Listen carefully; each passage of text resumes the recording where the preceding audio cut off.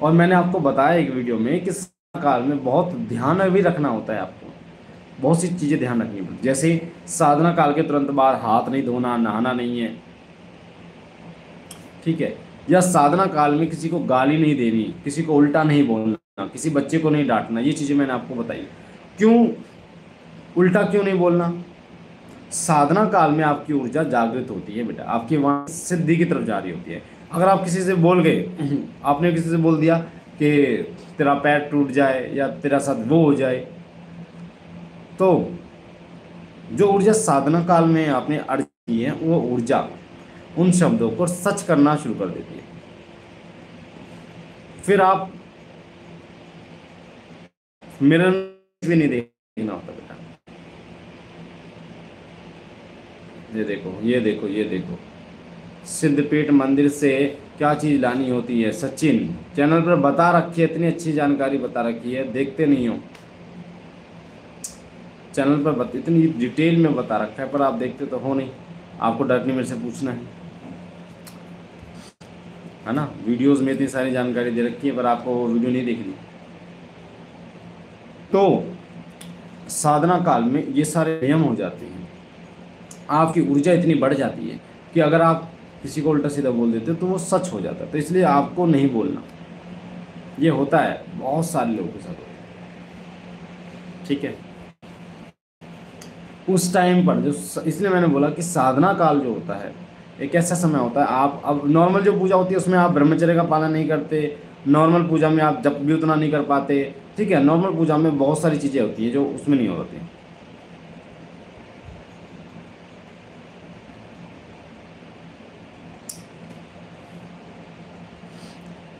तब इसलिए साधना का प्रभाव ज़्यादा होता है, इसलिए साधना करने से कृपा बहुत अच्छी मिलती है आपको।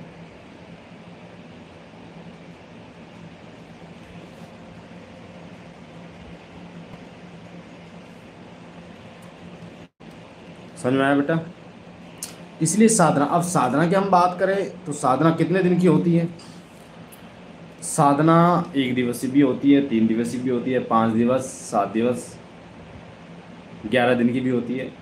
अब कई लोग जो इसलिए हैरान हैं कि हम 11 दिन की साधना नहीं कर पाएंगे या 21 दिन की साधना नहीं कर पाएंगे, मैं उनको बता दूं बेटा, आप 1 दिवसीय अगर आप करना चाहते हो तो 1 दिन की साधना भी कर सकते हो। 1 दिन की साधना भी आप कर सकते हो अगर आप करना चाहते हो। 3 दिन की भी कर सकते हो, 11 दिन की कर सकते हो, 7 दिन की कर सकते हो, अपनी इच्छा के अनुसार। बाकी जैसे नवरात्रों की साधना है तो वो जितने दिन की है उसी दिन के हिसाब से आप कर सकते हो। दिन की साधना तो 9 दिन के हिसाब से आप कर सकते हो। अब ये नहीं कह सकते आपकी 1 दिन की साधना में आप पर कृपा नहीं होगी, या 1 दिन की जो साधना करोगे उसमें आपको कुछ प्राप्त नहीं होगा, ऐसा कुछ नहीं है।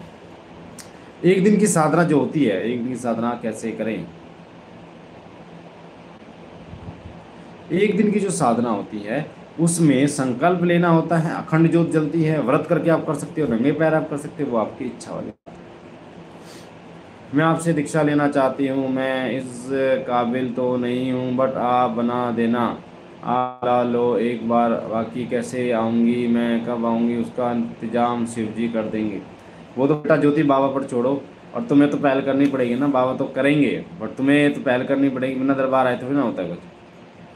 गुरु जी मेरा नाम है अभय है, मेरे पापा का नाम है बाबू राम है, मम्मी का नाम है सीनू।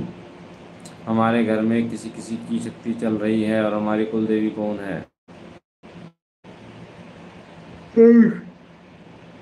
राम सिंह। हाँ बाबा।